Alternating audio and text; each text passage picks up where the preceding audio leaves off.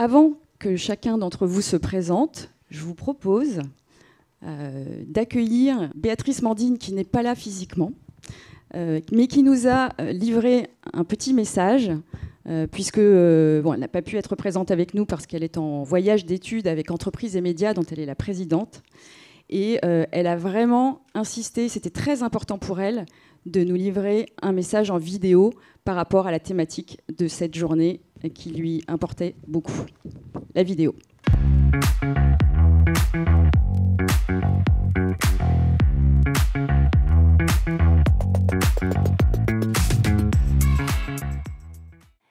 Bonjour à toutes et à tous. Je ne peux malheureusement pas être avec vous aujourd'hui, mais je tenais quand même à prendre part à cette première édition du Club Com B2B via cette petite vidéo. Je crois qu'avant toute chose, il est de faire le lien entre l'entreprise et la société avec un grand S pour éviter précisément que l'entreprise ne vive hors sol. À ce titre, le communicant, il se doit d'être curieux, sensible à l'actualité, évidemment, aux signaux faibles, aux tendances, comme aux changements profonds de cette société. Le second rôle du communicant, c'est de contribuer à changer les comportements. Nous cherchons à faire évoluer les perceptions de nos publics sur un produit, sur un service et à terme, forcément, leur comportement. Lorsque nous communiquons sur un produit, nous cherchons un comportement d'achat. Lorsque nous communiquons sur la seconde vie des téléphones, par exemple, nous cherchons le comportement vertueux du recyclage.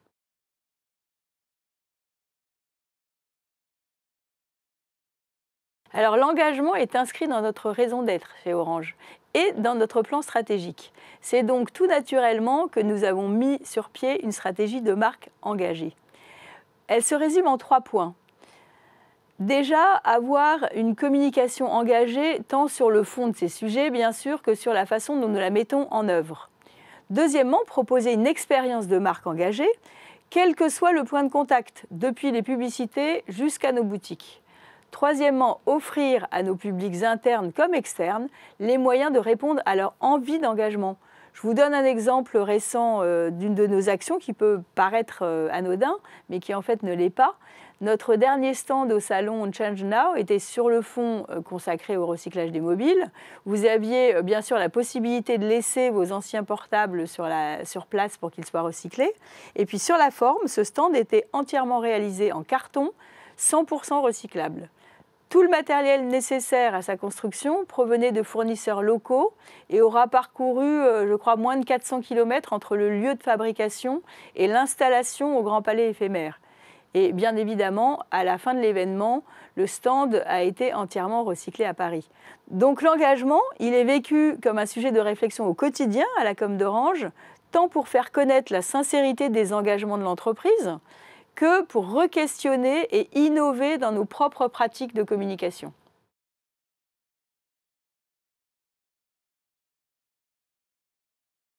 Alors bien sûr, c'est une bonne initiative. L'époque nous pousse à nous questionner perpétuellement sur notre métier, comme nous venons de le voir. Il n'y a donc jamais assez de rendez-vous pour se rencontrer, pour échanger, pour réfléchir sur les problématiques qui nous sont communes à nous communicants. Je vois d'ailleurs au moins 3 sujets d'importance que tout le monde pourrait partager. Le premier, c'est la connaissance et la compréhension, ou une meilleure compréhension de nos cibles, de nos clients, ceux à qui on s'adresse. Et c'est d'autant plus vrai dans le B2B où ces cibles sont diverses et complexes. Le deuxième, c'est l'échange et le retour d'expérience sur ce qui marche ou ce qui marche moins bien ou ce qui ne marche pas du tout. Et puis, bien sûr, créer de nouvelles interactions, de nouveaux projets transverses entre nous. Et à titre personnel, moi, je crois beaucoup aux échanges inter-entreprises qui sont assez stimulants.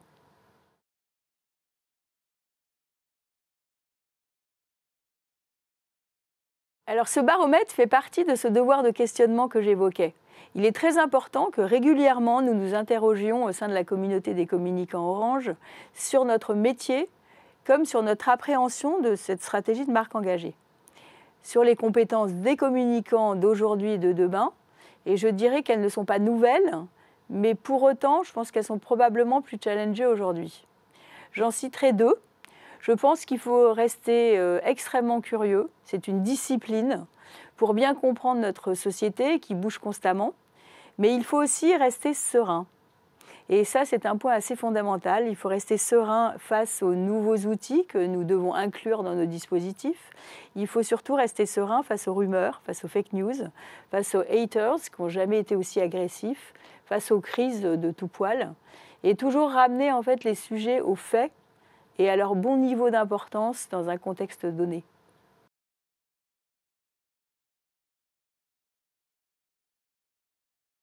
Alors d'abord, je vous félicite pour cette première édition. Les échanges entre pairs nous permettent toujours de nous enrichir et de trouver de nouvelles inspirations. Mais surtout, je voulais vous passer un message. Soyez fiers. La com, c'est un métier absolument essentiel. Je pense qu'aujourd'hui, il n'a jamais été aussi important. À une époque de transformation, parfois capitale, parfois radicale, le rôle du communicant est absolument décisif. J'ai envie de répéter ce qu'elle vient de dire. Soyez fiers d'être des communicants. C'est un métier essentiel. C'est vrai qu'aujourd'hui, avec les crises, les transformations, le rôle du communicant, il est décisif. Je dirais même plus, il est stratégique. Et je pense qu'ici, vous partagez ce point de vue avec nous. Frédéric, tu es directeur communication d'Emeria. Tu es également auteur de plusieurs ouvrages, dont Le DIRCOM n'est pas un démocrate. Et plus récemment, la com est un métier. Tu es très engagé à défendre ce beau métier qui est celui du communicant. Merci pour tout cet engagement déjà. Je suis très fan, je ne suis pas la seule. Wassila, tu l'as dit tout à l'heure et je pense que nous sommes beaucoup à l'être dans cette salle. Mais ma première question, c'est pourquoi finalement est-ce qu'il faut continuer encore à insister et à défendre le fait que la communication est un vrai métier ? Pourquoi il faut encore qu'on continue à le justifier et qu'il faille finalement en venir encore à écrire un livre pour le dire haut et fort ? Pourquoi ? Pourquoi on en est là encore aujourd'hui ? Bonjour à toutes et à tous. La question elle est intéressante, mais je pense que la réponse est assez facile. C'est que la communication, c'est quand même un des derniers métiers arrivés dans l'entreprise. Et tout à l'heure, on le disait aussi dans les comités de direction. Donc c'est que ça reste quand même un métier assez neuf.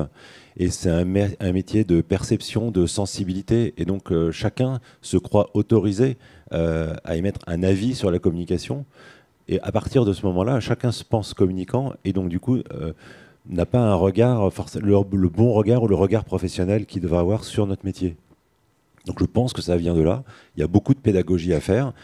Il faut montrer toute la technicité, la créativité, les aspects juridiques. Donc nous, communicants, on ne doit pas se contenter de dire la com est un métier.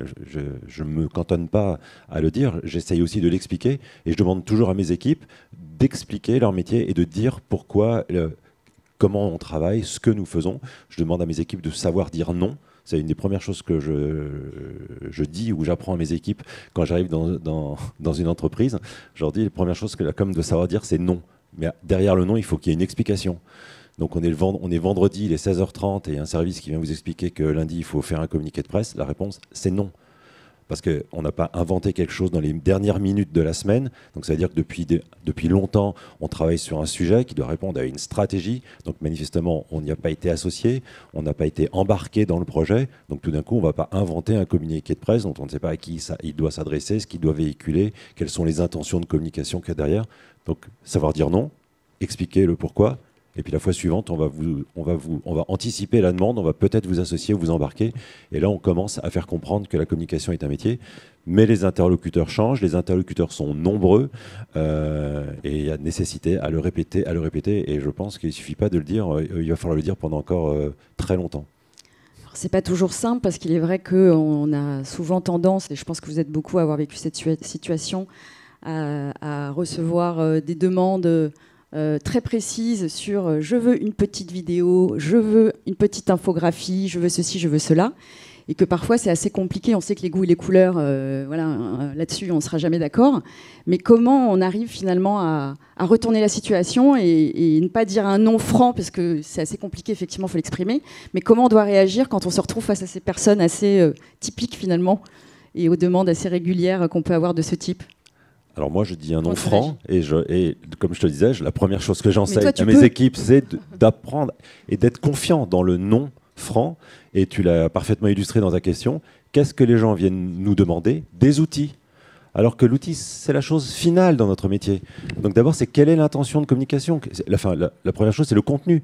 Quand je dirigeais la communication du groupe Altran, j'avais fait des campagnes de communication interne à mes équipes de communication, et la première année, une par année, ça suffit.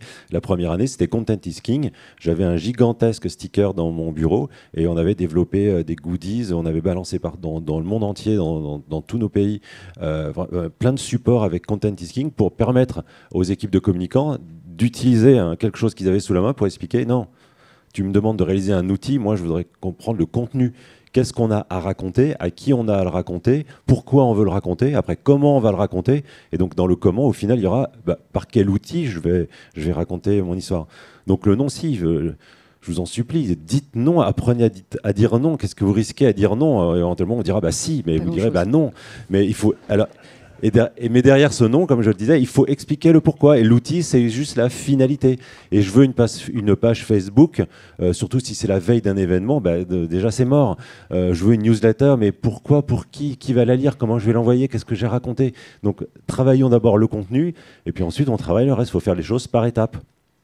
Et ce type de processus et de dialogue, d'échange, de conversation avec nos interlocuteurs et interlocutrices dans l'entreprise, c'est une bonne occasion de leur expliquer, tu vois, la communication, c'est un métier. Toc, toc.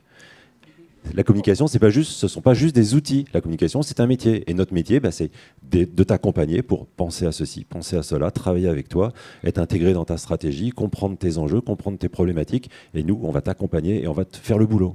On va te faire notre boulot. En pouvant aussi présenter des faits, puisqu'on a aussi, on en mesure l'efficacité, et donc ça peut servir aussi d'argument pour expliquer que cette newsletter n'est pas pertinente parce que y a eu 500 envois et que personne, ou à peine 2 personnes l'ont ouverte et peut-être même pas lue. Donc il faut aussi ne pas hésiter à vraiment mesurer, je pense, tous ces indicateurs et à les montrer, c'est essentiel. Je pense que ça aussi, c'est... de mon point de vue, en tout cas, quelque chose qui n'a pas toujours été fait chez Orange, je suis très honnête, mais qui tend à le devenir beaucoup plus. Et je pense que les chiffres parlent beaucoup plus à nos patrons, parfois, que l'outil ou la couleur rose plutôt que le rouge. Voilà. Donc il ne faut pas hésiter aussi à se servir de ces mesures-là et de ces chiffres. La question des indicateurs, elle est intéressante parce qu'on est dans des métiers, et moi je l'ai commencé il y a bientôt 40 ans, où il n'y avait quasiment aucun indicateur. Aujourd'hui, la technologie fait qu'on a beaucoup d'indicateurs. Combien de fois un emailing a été ouvert, combien de fois il a été lu, combien de temps une vidéo a été lue, la tonalité dans les relations presse, des articles de presse, parce qu'avant on disait moi je veux 300 articles par mois. Ok, si c'est pour en avoir 299 qui disent que du mal de l'entreprise et de la marque, je préfère en avoir qu'un seul qui dise du bien. Aujourd'hui, on a la possibilité d'avoir beaucoup d'indicateurs qu'on n'avait pas, en tout cas moi quand j'ai commencé à bosser, et donc très utile de les utiliser aussi pour renvoyer le professionnalisme et l'efficacité et la performance du travail qu'on peut faire. Tout à fait. Nous avons les données et l'analyse pour pouvoir ensuite les traiter. Et n'est-ce pas, Wassila, je pense que ça te parle, le digital, les données, les data.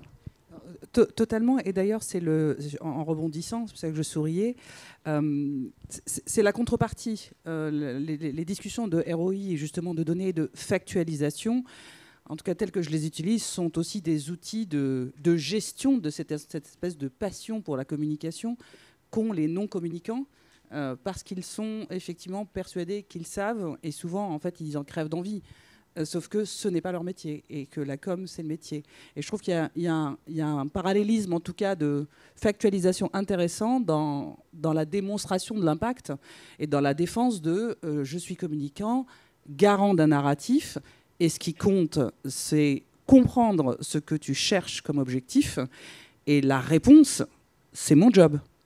Et donc la discussion du ROI, je trouve que c'est un moment un peu plus factuel et plus dépassionné que je veux une vidéo, je veux un événement, et je pense que le communicant, il doit vivre avec. Enfin, je pense qu'il ne faut pas se construire dans l'idée que ça va disparaître. Ça fait partie du job, de défendre la com comme étant un métier. Et d'ailleurs, moi qui ai la chance d'exercer toujours la com aux côtés du marketing, j'ai toujours été communicante à côté du marketing. Donc j'ai peut-être géré des schizophrénies de débats internes ou provoqué des espèces de bastons totales entre les équipes marketing et com. mais régulé. J'ai maintenant le rôle de Chief Digital Officer pour OBS. Je peux vous assurer que sur la com, j'ai un paquet de passionnés qui ont plein d'idées. Je confirme, on les connaît bien. Mais plein d'idées. Il y a une partie de l'équipe dans la salle. Oui. D'ailleurs, les pires, c'est pas les ignorants de la com, c'est les ignorants de la com qui pensent qu'ils ne le sont pas et qui adorent. Ça, c'est les pires. Ça, c'est terrible. Enfin, on ne peut pas à Parcoursup, c'est trop tard. Donc, voilà. Mais juste pour faire un parallèle, sur ces métiers divers, 3 métiers divers que j'exerce, personne n'est venu me challenger, moi, sur la migration d'un data lake sur le cloud. Alors là, aucun, pas de débat. Bon, je suis en retard, je ne suis pas en retard, mais du coup, moi, ça me paraît de faire des parallèles assez intéressants. Mais en revanche, sur la com, totalement. Voilà, c'est partie du job. Je pense qu'il faut l'intégrer. Absolument. Peut-être, au sein d'Emeria, Frédéric, comment ça fonctionne? Quelle est ton organisation? Ça, c'est toujours très intéressant parce que ça nous permet aussi de voir où on se situe et comment on s'organise. Alors évidemment, on a des secteurs qui sont assez différents, mais c'est toujours intéressant de voir voilà, quel est l'orga. Et puis aussi, peut-être nous en dire un petit peu plus sur les enjeux, les challenges, les défis en termes de communication que tu as voilà, dans les mois et les années à venir. Alors chez nous, l'organisation de la communication, elle est assez simple, en tout cas de mon point de vue, puisqu'elle correspond à ma vision du sujet, c'est-à-dire que la communication est rassemblée dans une seule unité. J'ai cru comprendre au niveau du groupe. Que vous étiez tous... que vous suiviez les uns les autres en fonction des différentes pas tous, missions. Mais j'ai la chance d'avoir autour de moi des équipes que j'arrive à embarquer de groupe en groupe. J'ai un président qui m'emmène avec lui à chaque fois qu'il change d'entreprise et j'ai la chance de pouvoir aussi embarquer un certain nombre de mes collaborateurs, ce qui permet d'avoir des équipes très efficaces avec un enjeu très important, c'est de devoir intégrer dans mon cercle les équipes que je découvre quand j'arrive dans une entreprise. Je l'ai une fois très mal géré et ça m'a servi d'enseignement. C'était les anciens et ceux qui étaient dans l'entreprise qui se sentaient exclus et pas intégrés dans mon équipe. Donc on peut faire des conneries, il faut en tirer les enseignements et ne pas renouveler ce genre d'erreurs. Mais oui, j'ai la chance d'avoir des collaborateurs et des collaboratrices fabuleuses qui me suivent. Donc pour ce qui est de l'organisation, elle est très simple. C'est la communication. C'est parce que c'est un métier, c'est un tout aussi, c'est une vision. Ça, c'est au niveau du groupe. Ensuite, au niveau CODIR, hein, on le précise. Voilà, absolument. Et ensuite, au niveau des marques, il y a différentes organisations suivant la taille de la marque, ses ambitions et ses enjeux. Mais donc, une communication plus opérationnelle pour chacune des marques, en France comme à l'étranger. Cécile, on t'a pas entendu encore. Je me tourne vers toi.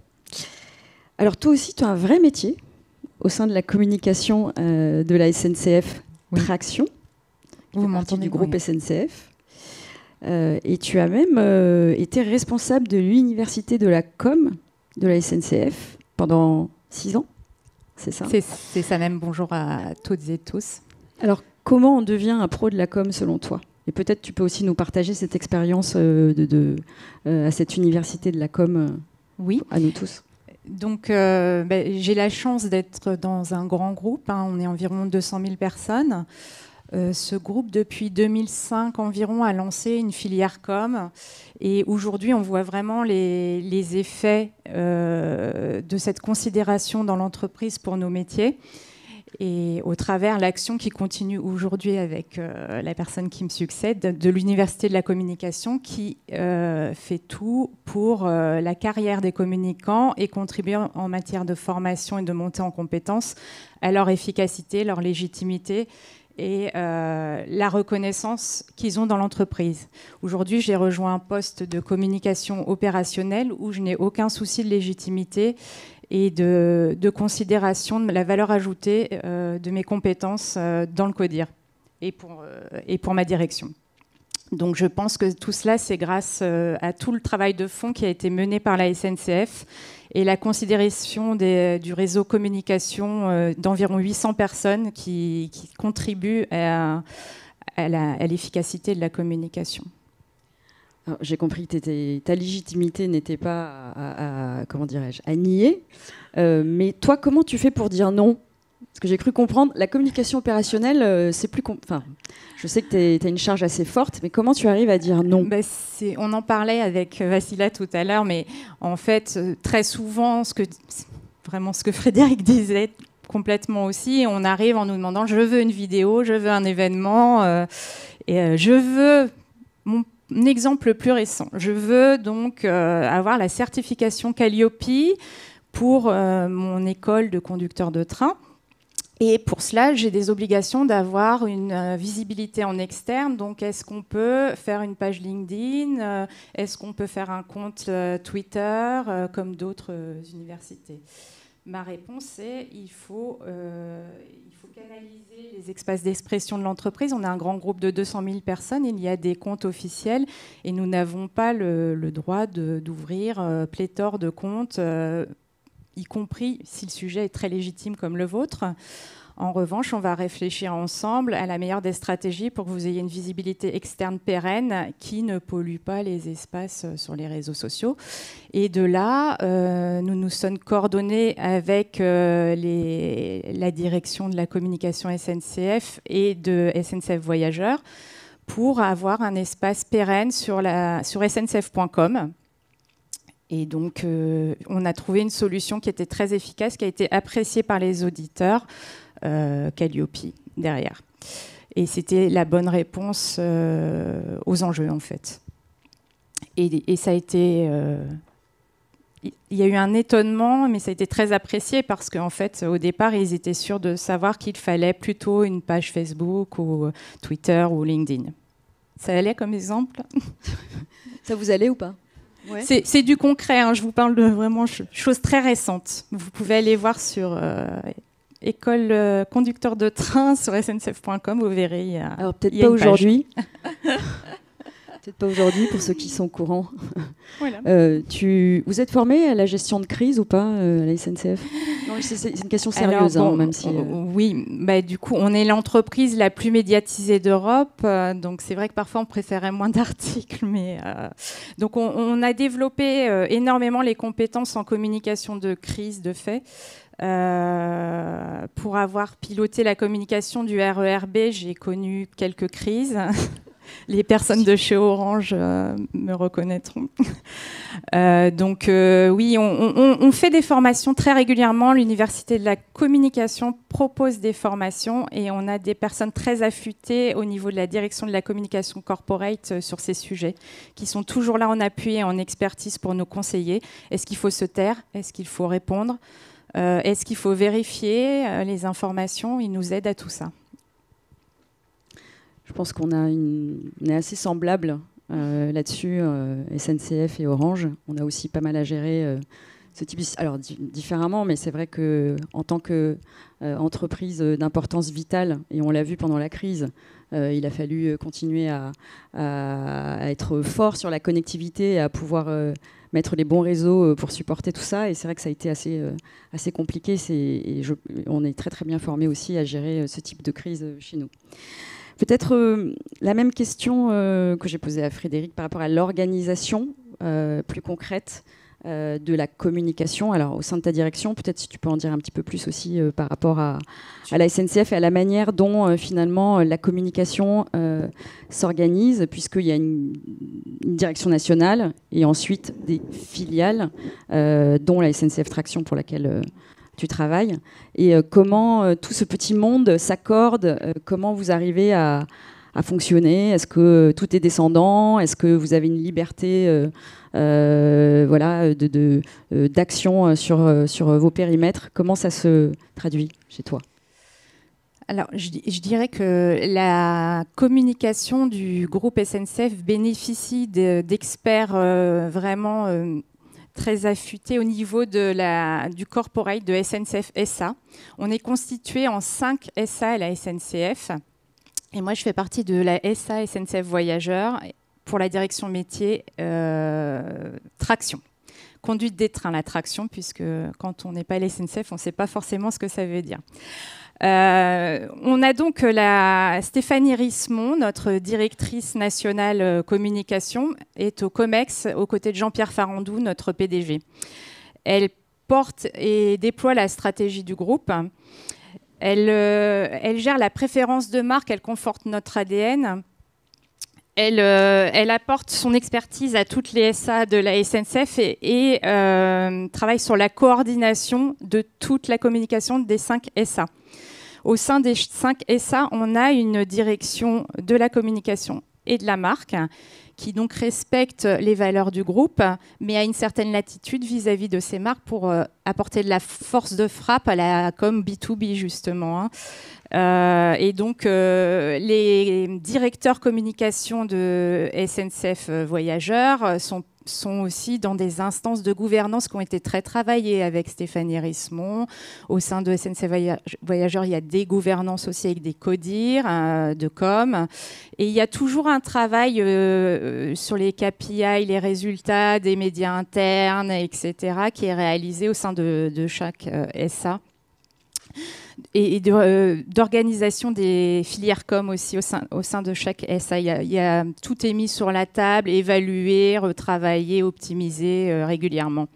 Et donc, au sein de la direction, si j'arrive là où je travaille, à la direction de l'attraction, moi, je suis pilotée donc par SNCF Voyageurs. Et moi-même, je fais partie du comité de direction de la direction de l'attraction. C'est un écosystème d'environ 16 000 personnes, mais la direction en elle-même, nous sommes environ 300. Et donc, on a un travail sur l'engagement des salariés qui va au-delà, puisqu'on est un écosystème bien plus large qui va parfois rayonner jusqu'à toute l'entreprise, puisqu'on est tous des ambassadeurs de notre métier emblématique, qui est le conducteur de train, qui est quand même un des métiers symboliques de l'entreprise et très, très important. Donc, voilà. Je crois me rappeler que toi-même, tu es fille et peut-être même petite fille de cheminot. La petite blague. Pas du tout. Pas du tout. J'avais envie, voilà. Je me suis trompée. Dans l'esprit, en tout cas. Oui, j'ai ça quand même.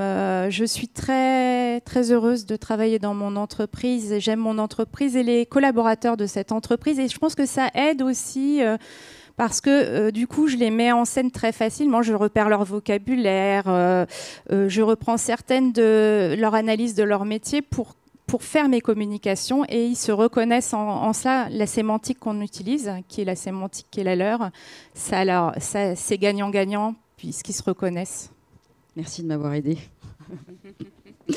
Voici là. Tu l'as dit tout à l'heure, tu as un terrain de jeu un peu différent de nos 2 autres invités puisque vous êtes vraiment spécifiques à la communication tous les deux. Tu es Chief Marketing et Digital Officer, je ne me suis pas trompée, au sein d'Orange Business Services. Et c'est dans une direction qui s'appelle la Customer Marketing et Innovation. Il y a la communication, donc le marketing, tu l'as dit tout à l'heure, mais il y a aussi l'IT, le digital. Ça va? T'arrives à dormir la nuit? Parce que alors, c'est quand même poser cette question. Sincèrement, c'est un terrain de jeu qui est très large. C'est pas une question. Le vendredi. C'est vrai, mais c'est un périmètre très vaste. Ouais. Et finalement, ce qui, je pense, est intéressant, parce que tu as le marketing aussi, notamment, et le digital, donc parler de données, data, etc. Comment la communication, elle tient finalement une place? Où est-ce qu'elle tient une place centrale là-dedans? Comment ça s'articule? Voilà. Peux-tu nous en dire un petit peu plus là-dessus? Alors, il y a du conjoncturel et il y a du structurel. Donc, je porte le métier de la communication aux côtés de 4 grandes responsabilités transverses dans Orange Business Services. Pour vous situer, Orange Business Services, c'est la division qui s'occupe des entreprises du groupe Orange. C'est 28 000 salariés à travers le monde, dans plus de 60 pays. Donc, une présence globale et une présence locale et un peu moins de 8 milliards de chiffre d'affaires. Pour situer. Et donc notre métier, c'est opérateur de services B2B et beaucoup d'entre vous sont nos clients. C'est la particularité. Et notre écosystème est composé, j'ai envie de dire, donc évidemment de parties prenantes comparables. Les actionnaires, les salariés, la société, les réglementeurs, les organismes européens, les sujets de souveraineté français qui montent en puissance, notamment sur les sujets du cloud, et les analystes industriels, qui est une particularité. Donc, j'incarne le métier de la communication au comité de direction d'Orange Business Services, l'Executive Management Board. Est-ce que la communication a une place centrale? Je pense que oui, et je pense qu'elle pourrait être encore plus centrale. Je pense que le Covid... Les équipes sont dans la salle. Oui, mais c'est un clin d'œil, je sais qu'elles entendent. Elles sont là. Puis je vais leur faire des compliments en plus, donc, parce que j'ai une super équipe. Je tiens à le dire aussi très publiquement. ils et elles sont topissimes. Je pense que la crise du Covid a réhabilité d'une certaine façon la criticité du métier de communication. Mais c'est comme beaucoup, je ne vais pas faire de sociologie, essayons d'éviter d'attendre des crises pour devenir intelligent et de comprendre 2-3 petites choses de la vie. Donc mon message, c'est un message de capitalisation. Et donc cette organisation de la communication, elle est assez traditionnelle dans la mesure où elle porte des fonctions régaliennes, la marque, l'événementiel client, les relations presse, les relations avec les analystes, les IDC, Gartner, une communauté très importante dans notre métier. Et elle est aussi locale, c'est-à-dire elle a donc une constellation de comme business partner dans les différentes entités, et notamment sur les sujets très locaux et très importants de proximité que sont l'engagement salarié et l'événementiel propre aux entités. Je redisais, 64 pays, ça ne peut pas se gérer au central. Et donc ça impose une certaine discipline de gouvernance et une certaine discipline de pilotage et de narratif. Donc voilà en quelques mots comment s'exerce le métier de la communication chez Orange Business Services. Est-ce qu'il est central ? Il est évidemment aussi central puisque, comme je disais, j'ai le marketing et le digital. Donc peut-être que je suis plus arrogante quand je défends les budgets puisque j'ai plus de points d'appui en portant les sujets marketing et en ayant probablement de la matière, ou en tout cas en n'ayant pas à convaincre ou à me battre avec moi-même. Probablement, en tout cas je le prends comme une chance. Le sujet et les enjeux des budgets pour moi demeurent. L'investissement, enfin sur 2 autres sujets que je vois de plus en plus importants, il y a quelque chose autour de la culture et de l'engagement salarié dans ce monde hybride qui, à mon sens, doit se réinventer. Comment le bureau redevient un espace de vie et de co-création et d'innovation. Est-ce que l'événementiel hybride, ça va devenir un standard ? Qu'est-ce qu'on y perd, qu'est-ce qu'on y gagne ? Paradoxalement, je trouve qu'on est en train de devoir réinventer l'événementiel physique. Je vis quelques moments où j'ai l'impression qu'on est un peu en rééducation, ankylosé. Il y a quelque chose autour de l'événementiel qui me paraît important. Et dernière chose, comme tous les métiers, je pense que la communication, c'est peut-être aussi parce que je porte le digital, n'a pas tiré encore tout le potentiel de la transformation digitale et de la donnée en général. Et je le confesse, même en étant CDO d'OBS, je ne l'ai pas encore totalement craqué. Et ça viendra aussi par la diversification des profils qu'on recrute, dans le style d'alternant aussi. Enfin, je pense qu'il y a quelque chose de ce ressort-là qui nous attend au tournant, en quelques mots. Alors justement, voici là, tu le sais, chez Orange, parce que là, on se dirige un petit peu vers les compétences. Chez Orange, le développement des compétences est vraiment au cœur de notre stratégie. Vraiment. Donc, pour toi, quelles sont les compétences essentielles, incontournables, que doit avoir aujourd'hui un communicant ? Pas loin de ce que dit toujours très spontanément Béatrice, quand elle dit curiosité en top of mind. Moi, je dis affûté.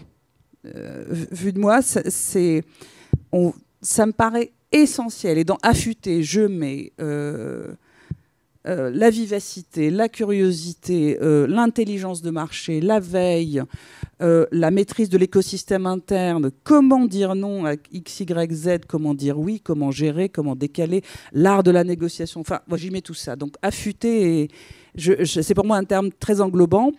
Et je pense aussi, ce qui est particulier dans mon métier, on est une boîte très tech. Enfin, les telcos, c'est très tech. Et on est, qu'on le veuille ou pas, une boîte très ingénieur. Je n'ai rien contre les ingénieurs. Je précise, je confesse, vous allez voir, je suis assez atypique, j'en suis une. Voilà, je le gère, très bien. Pour autant, et en particulièrement dans les sujets de communication, l'espèce de réflexe pavlovien du jargonnage technologique, enfin, c'est assez redoutable chez nous. Et donc, dans affûté, je mets aussi être le garant de qu'est-ce que l'on dit, à qui, pourquoi et à quel moment quand on parle de souveraineté du cloud. Qu'est-ce que ça veut dire ? Et on le dit après que Thierry Breton ait pris la parole sur le European Digital Market Act ou pas. Donc ça, j'y mets un élément supplémentaire. Et la deuxième chose, moi, je crois de plus en plus à la diversité des profils de la com. On en discute aussi dans la filière com avec mes pairs chez Orange et Béatrice. Et on encourage de plus en plus des profils, au moins un profil dual, marketing, communication. Et je pense que c'est assez salutaire. Et enfin, savoir dire non. Moi, je mets le leadership. Moi, le communicant, c'est un chef d'orchestre, mais ce n'est pas un centre de service, quoi. Donc, je pense qu'il faut qu'on développe aussi le leadership et l'influence interne dans l'exercice de la com. Parce que dire non, il y a des fois où je dois intervenir pour aider. Donc, ça veut dire qu'il y a un sujet de leadership. Donc, tu sais que tu as enregistré, Wassila. Tes équipes oui. sont... Toute ressemblance avec des faits ne serait que fortuite. Cécile. Merci, Wassila. Je t'ai entendu faire choisir ses combats, donc savoir dire non, mais vraiment choisir ses combats, pour moi, c'est vraiment un gros sujet parce qu'en fait, on pourrait parler de tout, tout le temps. Mais si on choisit quelques gros trucs, on va marquer un peu plus les esprits, on va être moins embouteillé dans cet environnement d'infobésité. Et donc, vraiment, choisir ses combats en fonction des objectifs, les vendre en codir. Et du coup, partir sur les bonnes pistes pour porter nos enjeux, en fait. Quelles autres compétences pour toi doit avoir un communicant ? Je dirais, ça va avec, mais pour moi, l'art du questionnement, puisque quand on arrive avec une idée bien précise de ce qu'on a envie, c'est en posant des questions qu'on va réussir à voir si l'idée toute faite est une bonne idée et pouvoir poser nos conseils, notre expertise. Et inviter à faire, comme parfois il y a des bonnes idées, on garde la bonne idée, mais comme parfois ça n'est pas une bonne idée, on va apporter notre conseil, notre expertise pour proposer vraiment l'outil qui ira servir notre objectif et toucher nos cibles. Donc bien connaître nos cibles aussi, bien faire de la veille, bien étudier ce qui va leur faire comprendre nos enjeux, leur code. C'est très important, bien étudier les cibles. Et après, je ne sais plus ce que j'avais dit. C'est pas grave. Tu nous en as donné plein des compétences qui étaient importantes pour toi. Et ça va permettre de passer la parole à Frédéric pour que toi aussi, tu puisses nous dire finalement quelles sont pour toi les compétences essentielles que doit avoir un communicant, une communicante. Alors, je vais paraphraser ce qui vient d'être dit parce mais que c'est important de le répéter. Comme on est très en ligne, on a éventuellement et évidemment les mêmes sujets à l'esprit. Moi, je reprends dans l'ordre les compétences telles que je les présente dans mon livre. Comme ça, je ne vais pas me trahir moi-même. Pour moi, la première compétence, c'est avoir du sens politique. Mais le sens politique, c'est l'art de la diplomatie, c'est l'art de savoir naviguer dans des systèmes d'influence, c'est la capacité de dire non, c'est la capacité de déterminer ce qu'est une intention de communication et de savoir où on veut aller et où on veut emmener les autres. C'est évidemment être une force créative. La communication, c'est quand même, par rapport à l'information, la différence, c'est qu'il y a quand même de la création. Et donc, l'aspect créativité me paraît quand même essentiel. Si dans une équipe de com, il n'y a pas d'idée, on a un problème. Et c'est souvent une des compétences qui manque le plus, les idées. Évidemment, maîtriser l'intelligence de la marque. Si vous avez été attentif au message de Béatrice, le mot marque revient de façon très importante dans son discours. La communication est très directement liée à la marque et je pense qu'elle le sera de plus en plus, notamment aujourd'hui avec les systèmes de data qui font qu'on va avoir de plus en plus de difficultés, pas les data, pardon, avec les problèmes de cookies notamment qui vont quand même compliquer en partie nos métiers. La force de la marque, l'éditorial derrière la marque vont vraiment donner à la marque une force toujours plus importante. La quatrième compétence, sur 6, parce que c'est 5 plus 1. La quatrième, c'est, je pense que le communicant doit demeurer et être un stratège des relations presse. Les relations presse ne sont pas mortes, les réseaux sociaux n'ont pas remplacé les relations presse, et donc ce travail, cette capacité, cette intelligence des relations presse, elle doit demeurer, elle doit être renforcée, elle doit être travaillée, elle doit être réinventée. Les relations presse, c'est pas un truc, non, c'est quelque chose qui vit. Enfin, c'est pas un truc mort, c'est quelque chose qui vit, c'est quelque chose qui doit se réinventer. Mais déjà, faire le travail d'une façon basique et classique correctement, c'est déjà formidable. Je pense aujourd'hui, et c'est, je vais dire un peu un vieux qui le dit, mais j'aurai 56 ans dans quelques temps, je pense qu'il faut être digital natif. On peut pas faire de communication aujourd'hui si on n'est pas une question d'âge d'être digital natif. Non, la preuve. Tu vois, la preuve.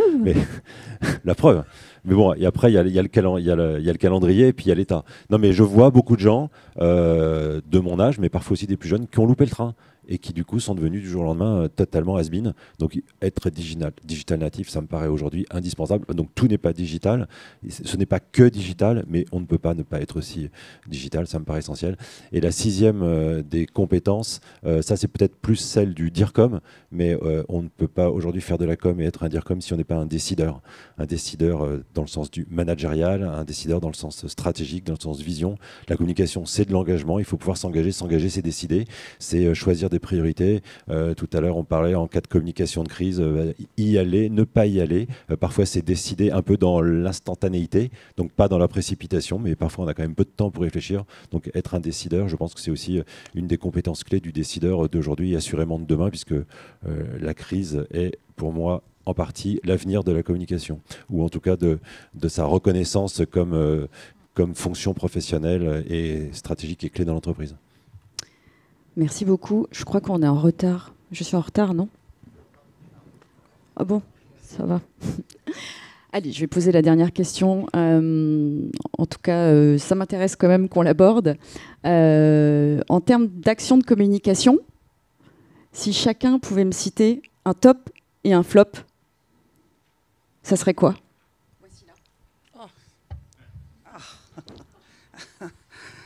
là.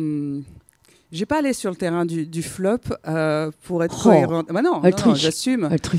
Non, on peut dire, il y a des choses qui m'ont moins interpellée que d'autres. J'essaie d'être cohérente avec ce que je n'aime pas dans les réseaux sociaux, c'est ce côté un peu tribunal. Ce qui t'a procuré l'émotion ou au contraire pas du tout? De l'émotion qui me marque. Je vais surfer sur tes 56 ans, si tu veux bien, puisque tu en as fait une information publique. Et je trouve admirablement bien vécu. Parole de jeune quelqu'un. Confirmé. 2e information publique. Il y a quelque chose qui, moi, m'avait énormément marqué, qui était un moment, qui était l'an 2000. Donc, pardon, mais probablement celles et ceux qui ont plus de 40 ans. Et l'entreprise s'appelait France Télécom. Pour situer, le marché s'ouvre à la concurrence en 98. C'est une énorme révolution dans l'histoire du groupe devenu Orange. Et c'est une campagne qui s'appelait « Nous allons vous faire aimer l'an 2000 ». Et je ne sais pas si ça vous parle, mais allez regarder sur YouTube. Ah bah, je vois des acquiescements. Pourquoi en termes de créa, et je vais vous la pitcher en 2 secondes et demie, en termes de créa et d'impact et de rôle et de positionnement, elle a coché énormément de cases. À un moment où la com, c'est un truc de genre ringard, une espèce de secte d'excités qui ne sont pas encore dans les que dire. Et donc, en fait, la pub met en scène l'avènement de la technologie mobile. Plus tard, c'est devenu Itinéris. C'était même Itinéris à cette époque. Et dans, ce qui est une commodité aujourd'hui, la puissance de la technologie au service du lien en général. Et donc, ce sont 2 retraités. On devine qu'ils sont amis de très longue date. L'un est sur la muraille de Chine et l'autre est quelque part au Pays Basque, si je ne m'abuse. Ouais. Regardez. Oui, on se rappelle. J'ai même l'émotion. Et donc, ils ont, parce qu'ils sont précurseurs, promis de s'appeler quand l'un ou l'autre attrape le soleil. Coucher, lever. Et il y a une phrase. Tu l'as, je l'ai. Et voilà. Ça, c'est un moment d'une puissance et d'un impact absolument redoutable. Il y a l'émotion, en effet. C'est ça, la communication. Si j'avais un choix. C'est réussi. Donc, c'était il y a 22 ans. L'âge de ma fille. Qui prend la suite?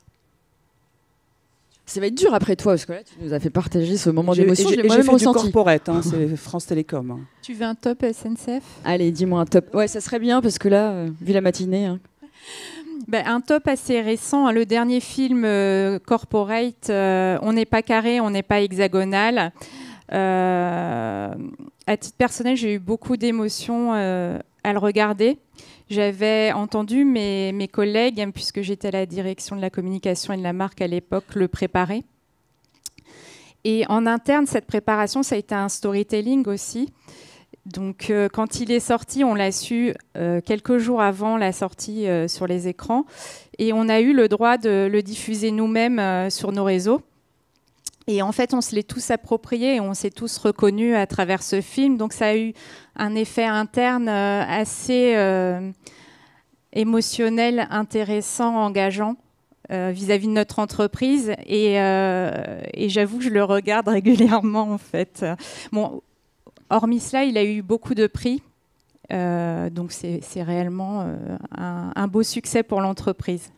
Je ne sais pas si vous voyez, c'est avec la voix de Gaël Faye. Moi, je m'en rappelle. Voilà. On n'est pas carré, on est hexagonal. Voilà. Un top. On va pas faire les flops. Hein. Allez, on va s'arrêter. Je suis tellement en retard déjà. Je me suis fait gronder, j'ai vu. On m'a fait les gros yeux. Frédéric. Non, mais je voudrais dire bravo à cette campagne et bravo à Stéphane Chéry qui l'a dirigé, dont je suis fan. On en a parlé en préparant, j'allais dire cette émission, ce plateau. C'est la campagne que j'aurais aimé signer de ma vie professionnelle. C'est vraiment un bel aveu. C'est un travail. Merci Frédéric. Un travail fabuleux. Je suis mes fans au possible. Et moi, j'ai quand même envie de vous dire un flop et un top. Tant pis. Le flop, parce qu'il faut aussi savoir tirer des enseignements de ce qu'on ne fait pas bien ou de ce qui ne fonctionne pas bien. C'est pas un sujet en particulier. Enfin, si, c'est un sujet global. C'est pas une action en particulier. Moi, je trouve que mes flops sont souvent au niveau de la communication interne. Je n'ai jamais le sentiment qu'on met suffisamment de force, suffisamment d'intention et qu'on a des résultats suffisamment satisfaisants en matière de communication interne. On a beaucoup de mal et je ne parle pas spécialement chez Emeria aujourd'hui, mais je parle tout au long dans tous les groupes dans lesquels je suis passé. On a beaucoup de mal à toucher les collaborateurs, à les intéresser, à les sensibiliser. Les taux d'ouverture de mails, de lecture de vidéos sont toujours insatisfaisants. Et pour faire le lien avec parfois des gens qui vous demandent je veux tel outil, il y a assez peu de temps, une de mes équipes, pour céder à un dirigeant, a accepté de faire une vidéo interne de 20 minutes dont l'intention de communication est assez difficile à comprendre, si ce n'est que ce soit un peu à la gloire de ce dirigeant. Résultat, sur environ 15 000 collaborateurs, il y a 500 vues au bout d'un mois. Et plus de 50% des collaborateurs ont quitté la vidéo après 1 minute 30 de visionnage. Donc, voilà. Ah oui, voilà. Non, mais c'est catastrophique. C'est catastrophique et c'est un vrai sujet. Un top très rapidement. C'est une opération assez récente que nous avons menée chez Emeria. Un blog qui s'appelle Belle Personne. Un blog, ça coûte rien à faire. C'est notre plus forte performance et en communication interne, mais aussi ça, avec un bel impact à l'externe. Et c'est un blog qui présente les collaborateurs et qui parle de l'entreprise, mais uniquement à travers les collaborateurs, à travers un questionnaire auquel ils répondent en toute liberté. Il n'y a aucune réécriture corporate. Et c'est très bon pour le sentiment d'appartenance, c'est très bon pour l'image employeur, c'est très bon pour nos clients pour leur expliquer que derrière le service, il y a de l'humain. Voilà, ça coûte rien, c'est assez simple à faire. C'est quand même du boulot, mais c'est quand même assez simple à faire. Et ça a des performances fabuleuses. C'est efficace. Merci beaucoup. Vous pouvez et c'est accessible à tout le monde. Vous pouvez aller voir Belle Personne by Emeria. Vous verrez les belles personnes de notre entreprise. Bravo. Est-ce qu'on a des questions, Karine? On a des questions. Oui. Donc, merci beaucoup pour ces échanges passionnants. Merci vraiment. C'était passionnant. Donc, sur le M-Survey, nous avons eu beaucoup de commentaires de la salle et du digital, voilà, qui abondaient dans le sens de vos différents messages forts. J'ai quand même quelques petites questions que je vais vous poser. La première, tout simplement, c'est finalement, parfois, la frontière est un peu fine entre le marketing et la communication. Donc voilà, comment positionner ces deux entités? Qui veut prendre la réponse?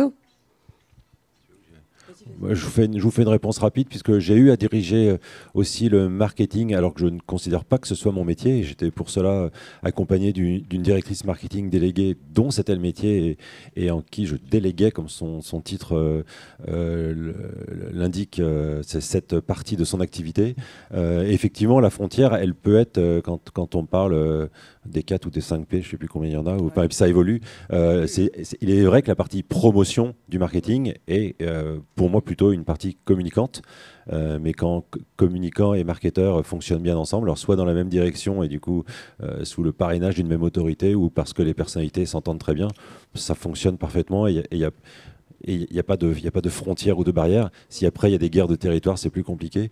Mais à part cette partie promotion qui, pour moi, relève plus de la com, sinon ce sont vraiment des métiers très différents et l'un doit servir l'autre et la com doit se nourrir du marketing et accompagner le marketing qui est pour moi un client interne. Donc finalement, travailler en bonne intelligence et coopérer. Comme avec les RH, comme avec la finance, comme avec l'ensemble des clients internes dans l'entreprise. Les parties prenantes. Très bien. Alors, vous nous avez posé une autre question. Finalement, comment bénéficier de la force du réseau du communicant, comment les animer et en faire vraiment un atout pour le collectif? Qui veut prendre la question, la réponse plutôt? Les réseaux, c'est avec un X, parce qu'il y en a plusieurs. De la même façon que tu disais, savoir gérer les relations presse, métier d'ailleurs un peu compliqué en ce moment, je trouve, en recrutement ou en production de talent. C'est réflexique, alors on vient avec, il y a le réseau interne, il y a les pairs, les réseaux externes. Je pense qu'il y a deux choses. Il y a évidemment savoir les entretenir, j'ai presque envie de dire avec authenticité. Il y a réseau. Et puis savoir parrainer, faire monter à bord. Donc j'ai envie de dire, c'est les deux. Il y a un acte intrinsèque que l'on porte en communiquant. On ne peut pas être un communicant en étant isolé. On ne peut pas être un communicant sans connaître tous les communicants du groupe. On ne peut pas être un communicant sans être au fait quand même des journalistes qui comptent, des analystes qui comptent, de les pratiquer. C'est pour ça que je parle d'authenticité. C'est pas réseaux sociaux, c'est pas retweet. Ça tombe assez vite. Mais je crois de plus en plus aussi je parlais tout à l'heure de diversité de profils. Voilà, dans les profils qui arrivent, tous n'arrivent pas avec les mêmes types de réseaux. Donc je crois beaucoup à cet acte aussi de générosité et de parrainage.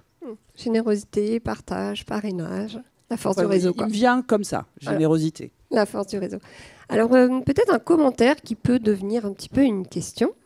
Donc finalement, on a une génération des jeunes qui arrivent, qui finalement commencent un petit peu à maîtriser les techniques du pitch, que ce soit, donc là c'est la personne citait par exemple le bac, les écoles d'ingénieurs, on est de plus en plus amené finalement à acquérir des techniques de communication. Les jeunes qui sont aussi natifs sur les réseaux sociaux, qui finalement commencent à maîtriser aussi tout ce qui est, vidéo. Donc est-ce que c'est pas finalement un challenge aussi nouveau et encore plus challenging pour les communicants finalement de devoir faire face à cette nouvelle génération et comment on se positionne? Je peux aborder la réponse de deux façons. D'abord, on est tous communicants d'une façon ou d'une autre. C'est aussi parfois ce qui fait la difficulté d'évoquer la singularité de notre métier. Dans beaucoup de pays francophones, notamment sur le continent africain, pour désigner les professionnels de la communication, on parle des communicateurs et des communicatrices. Ça les distingue des communicants que tout un chacun peut être. Donc ça, c'est la première chose. Et ça, c'est une difficulté. Et ça fait partie de nos contraintes de devoir en permanence rappeler que la communication, c'est un métier. Et donc, oui, tu sais parler, oui, tu peux tweeter. Et c'est pas forcément ton métier. Et après, du coup, j'ai oublié la deuxième partie de ma réponse, qui devait être moins intéressante. Et si ça me revient, comme on n'a pas beaucoup de temps, sûr. Finalement, quelque part, moi je comprends qu'on est un peu aussi challengé quelque part par les jeunes générations qui finalement développent un peu des compétences et maîtrisent de plus en plus les outils. Oui, c'est vrai, et les enjeux ils sont encore plus compliqués, par exemple dans la communication politique, parce qu'en communication politique, le communicant sur les réseaux sociaux, il a affaire à des gens qui sont parfois bien meilleurs dans leur communication, dans leur expression, dans l'impact qu'ils vont avoir sur le public. Et ça peut être une petite mamie, un petit adolescent, ça peut être n'importe qui, et là, qui a les outils à sa disposition et qui peut avoir un impact incroyable. Donc, notamment en communication politique, mais en communication client, sur un produit, sur un service, sur un événement raté, bon, sur beaucoup de choses. Mais pour les communicants politiques, je pense que c'est encore plus compliqué d'être aujourd'hui face à cette concurrence de compétences de communication de gens dont c'est pas le métier, mais dont l'impact communicant peut être tellement fort que les professionnels, pour les professionnels, c'est encore plus de boulot. Moi, je trouve ça très stimulant, donc pour travailler souvent avec des jeunes alternants. En fait, j'adore ce côté et je trouve que j'adore utiliser justement leurs points forts pour m'en inspirer, pour compléter. pour compléter mon profil, et je trouve que c'est dans la diversité qu'on est plus fort, et moi mes jeunes alternantes, elles sont très performantes sur certains sujets où je le suis moins, et j'adore ça en fait. Je me sens portée par ce que je leur apporte et ce qu'elles m'apportent par rapport à ça. Donc finalement, stimulant, encourageant, développe la créativité de ce beau collectif. Alors, je ne vois pas forcément de questions, mais peut-être que dans la salle, vous avez envie d'en poser en direct. Donc, si vous voulez commenter... Moi, j'en avais vu une petite sur les idées, que c'était bien d'avoir des idées. Effectivement, c'est bien d'avoir des idées, c'est bien de choisir ses combats, comme je le disais tout à l'heure, mais c'est bien aussi de sortir des combats qu'on a choisis et d'attraper les opportunités entre deux et d'avoir l'idée qui va bien au moment qui va bien. Et vous allez voir que je suis honnête quand je vous dis ça, parce que je pense à la RATP quand elle change ses noms de stations. C'est un concurrent de la SNCF. Quand elle change le nom de ses stations, quand il y a un gros événement, parfois qui n'est quand même pas forcément détectable, et ils sont très très réactifs, je trouve que ça, attraper les comètes, sortir des combats qu'on avait choisis de manière opportune, ça c'est avoir des idées vraiment très efficaces. Tu parles de la RATP en fait? Oui, c'est ce que je viens de dire. J'ai compris, SNCF. C'est ce que je viens de dire. Je rends hommage à ces bonnes idées de la RATP. Oui. Comme ville haute à la place d'hôtel de ville le jour de l'annonce de l'attribution des Jeux Olympiques à Paris. Exactement. C'est sympa. Une question, dernière petite question dans la salle. Un témoignage. La parole est à vous. Bon alors, je crois que j'en vois une toute dernière. Les joies du mobile. Alors, la question, finalement, comment faire pour transformer ses collaborateurs en support de communication, je mets quand même les guillemets, ou ambassadeurs de l'entreprise? Heureusement qu'on n'est plus à l'époque des hommes et des femmes sandwich. C'est l'engagement salarié. Ça. Voilà, oui. C'est toute la question autour de l'engagement salarié. Bon, il y avait des guillemets. Hein. En quelques mots, c'est un sujet aussi qui est évidemment sur la table. Hein, c'est une des parties prenantes fondamentales. Et d'ailleurs, de plus en plus, on se rend compte qu'on s'engage avec une personne ou un leader, et de moins en moins avec une marque de façon plate.